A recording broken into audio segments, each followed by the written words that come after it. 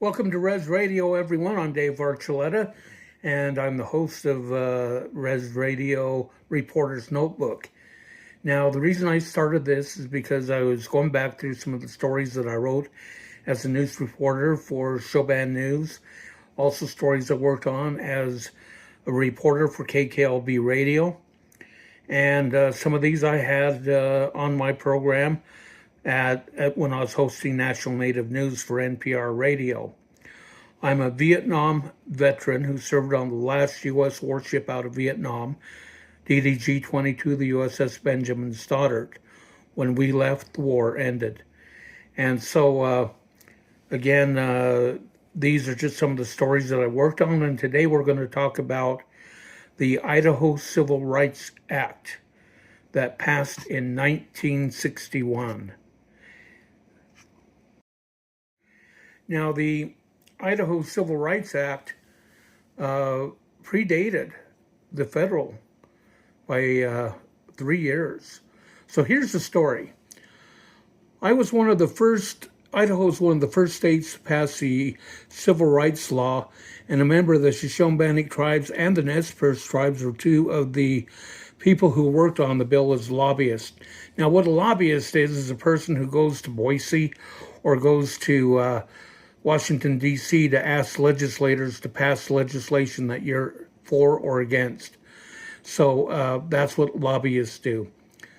So the Shoshone tribal member, Ora Edmo, said the main reason that she lobbied for the 1961 Idaho Civil Rights Law was because she herself had experienced discrimination.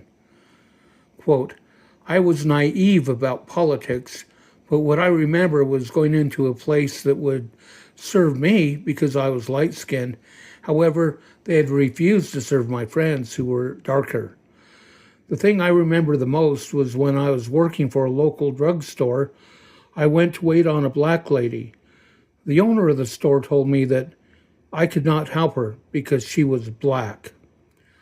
I was so ashamed. And I started crying when I had to tell the woman I could not help her. She said for me not to worry about it and then left. That's why I decided to help, because of those two incidences. The question I asked next was, how did you become involved? Edmo, in early 1961, I was approached by Louis Holt from the Nez Perce tribes at a social function, and he asked me if I'd help lobby the Idaho legislature to pass the Civil Rights Bill. The bill, House Bill 217, called for an end to discrimination because of the race, creed, or color. Up till that time, till the bill was passed, there were signs in many windows that said, no Mexicans or Indians allowed. It was commonplace to see the cards in all the windows downtown, but there was no need to place signs about blacks because they already knew that they were not welcome. What did you do to help pass the bill? Edmo, the way we passed the bill was by going to people's homes and asking them to write letters of support. Or if they didn't know how to write or what to write, we'd write the letter for them and have them sign them. There were still a lot of people who were trying to support the law. We also heard that at the town of Weiser, Idaho, had posted a sign stating that Mexicans were not allowed. How did you know where the bill was during the effort? Edmo, we had our spies in the legislature, and several times the legislators would try to hide the bill at vote that may be coming or a committee hearing that might be coming. Our spies would let us know all about it and where the hearing was, and we'd make sure that we were present. We would make a move at a moment whenever we heard it was up for a vote. How long did the process take? Well, Edmo,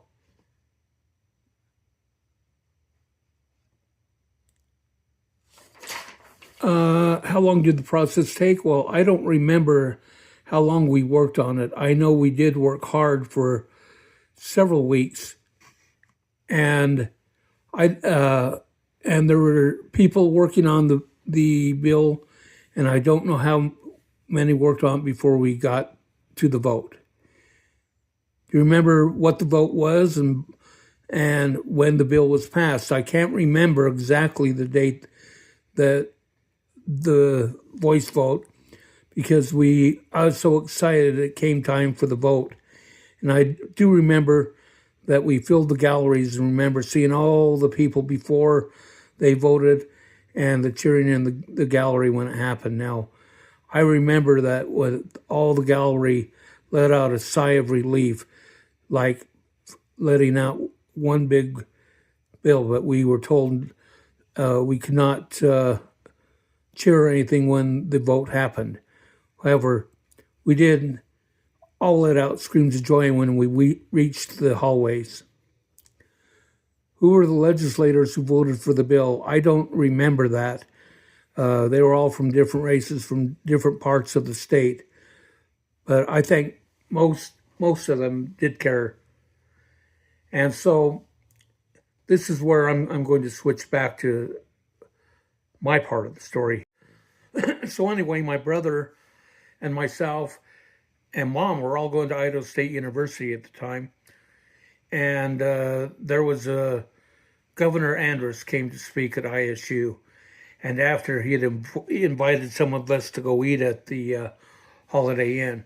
So a bunch of us went up to the Holiday Inn to meet the governor and have lunch there. Well, as we're sitting there waiting for the governor walks in. And as he's going to the table, he walks up to our table and he shakes all of our hands and then he looks at mom and he says, "Don't I know you?" And mom, she's a direct person. She goes, "No, I don't think you do." And Cecil Andrus was taken back. Of course, he's governor. No one really tells his governor, "No, I don't know you," but she did. And then he says, "No, I remember." He says, "Didn't you work on the Civil Rights Bill in 1961? She says, "Oh, yeah, I lobbied the legislators." She said, "I was one of them who helped carry the water to pass that." Ah, and he says, "That's how I remember you." And she goes, "Yes, I remember you now." But imagine that, a person sitting there. Me and Lewis, we were just horrified that mother would talk that way to a governor. But of course, later on, I find myself talking that way to governors, mayors, and everything else because the profession I was in, which was a news reporter, I ended up learning, just ask the question. And so it's like we always talk truth to power. But anyway, getting back to what I was talking about. The reason this is appropriate story for today even is we see the bad old days before 1961 coming back again. And what I'm saying about that is we see these people who are haters, the ones who don't want brown or black people or native people to be able to get ahead. And we hear anti-DEI. Well, guess what? I'm a child of DEI. I was hired by Kiss and Radio when I was 16 years old to work on radio. I had to apply and test and get my third-class radio license to be able to be on the air, and I did that. And took studying and everything else to be able to do that. Well, then after that,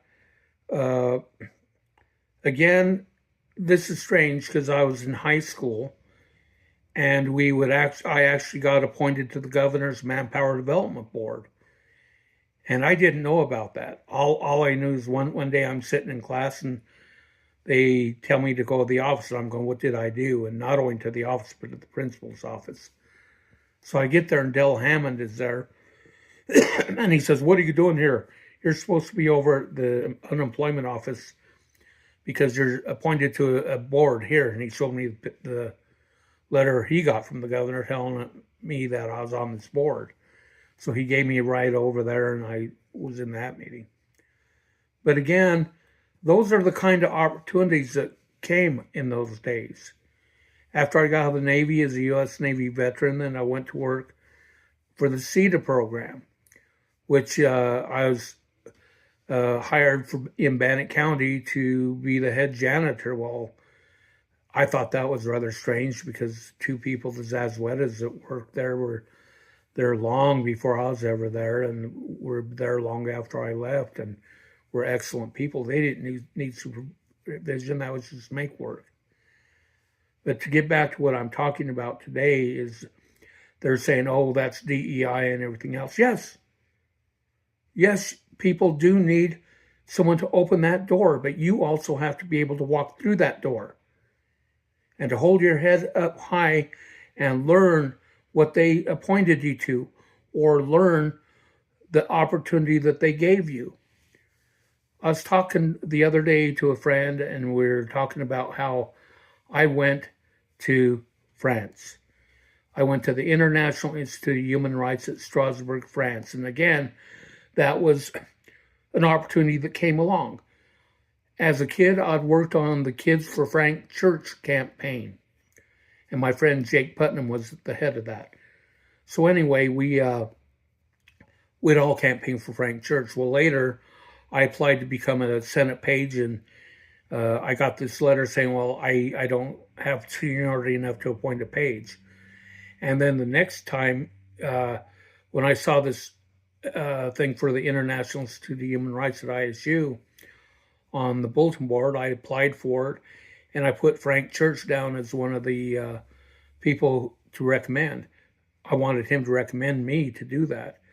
Well, I went to his office and told his office staff about it, and then pretty soon I get this letter of acceptance, and I was one of 6 Americans who actually represented us that year at the International Institute of Human Rights at Strasbourg.